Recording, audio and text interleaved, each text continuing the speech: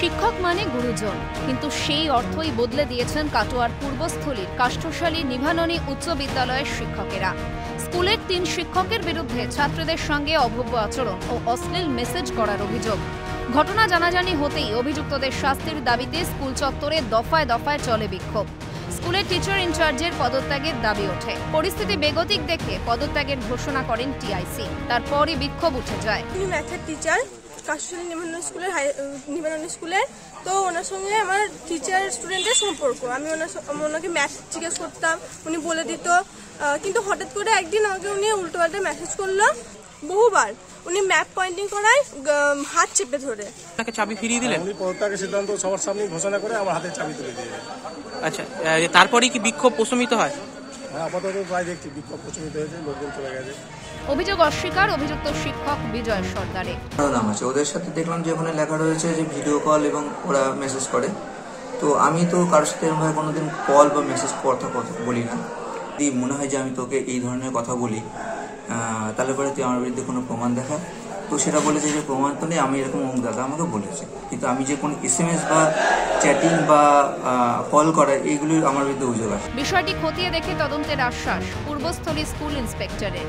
বিদ্যালয়ে একটা উত্তেজনা সৃষ্টি হয়েছে, এটা শুনে আমি এখানে আসি, ঘটনাটা শুনলাম, বিষয়টি জেনে আমরা পুলিশ প্রশাসনের সাথে যোগাযোগ করেছি। পুলিশ প্রশাসন আইনের অবস্থান নেবে এবং আমরা আমাদের উদ্বোধন কর্তৃপক্ষকে বিষয়টি জানাবো, বিষয়টি তদন্ত করব।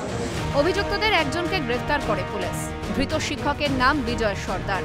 বাকিদের খোঁজে তল্লাশি চালাচ্ছে পূর্বস্থলী থানার পুলিশ। অভিযুক্তদের বিরুদ্ধে কঠোর পদক্ষেপের আশ্বাস বিধায়কের। ছাত্রীদের সঙ্গে খারাপ আচরণ করে, ছাত্রীদের গায়ে হাত দিয়ে আদর করে, 4-5 জন ছাত্রীদের আলাদা ক্লাস করায়, বাড়িতে মেসেজ পাঠায়। কারণ আমরা এই জিনিসটা মেনে নেবো না, আমি ছেড়ে দেবো না। আইসিকে বলেছি, কাল রাতে আমি থানায় গিয়েছিলাম, পস্ক আইনে কেস হচ্ছে, এই কেসের যা বিচার হবে তা হবে। অপরাধীরা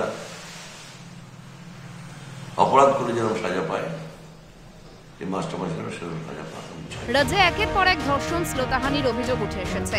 এবার স্বয়ং স্কুলের শিক্ষকদের বিরুদ্ধে অশ্লীল মেসেজ পাঠানোর অভিযোগ। তাহলে কি শিক্ষকদের কাছেও নিরাপদ নয় ছাত্রীরা? কবে কলুষিত মুক্ত হবে সমাজ?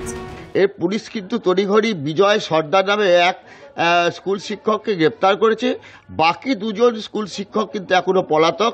যারা অভিভাবক আছেন তারা পর্যন্ত বলেছেন এই যতক্ষণ না এর ফয়সালা হচ্ছে ততক্ষণ না কিন্তু স্কুলে মাঝে মধ্যেই তারা বিক্ষোভ দেখাতে থাকবে। কাটোয়া থেকে অরূপ সেনগুপ্তের রিপোর্ট, ক্যালকাটা নিউজ।